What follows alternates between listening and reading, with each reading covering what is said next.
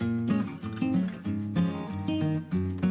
friends, welcome to Easy Cooking with Ekta. Here is another video for you. This is a very different video because this video is on how to take care of your indoor plants. Recently I bought some indoor plants for me. You can see these plants here. This is a snake plant, this is a moon cactus, this is money plant.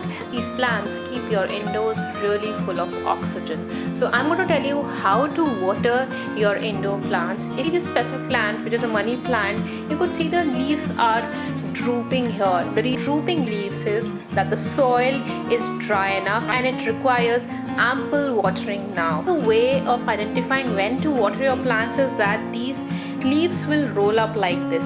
If the leaves start rolling up or maybe they develop some wrinkles onto them, that means you would need to water your plants. Let me tell you how to water indoor plants correctly. Any tray you can use which can hold up some water. What to do is pour in water like this, wait for 30 odd seconds, and you need to keep pouring till the time you see water coming out of the pot. So water would be deposited here out of the pot. Till that time you need to keep pouring your plant. To check the plate, see here, water has already collected. That means you don't need to pour in extra water further. Capillary action, there would be some water that the plant root would absorb. Fill in some water and let it rest for about 5 minutes. All the healthy plants will bloom like this.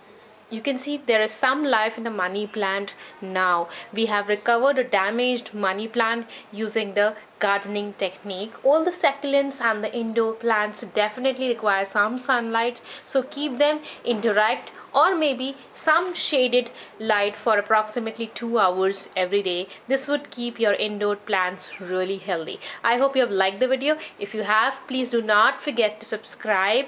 Also do share this video. Bye bye for now.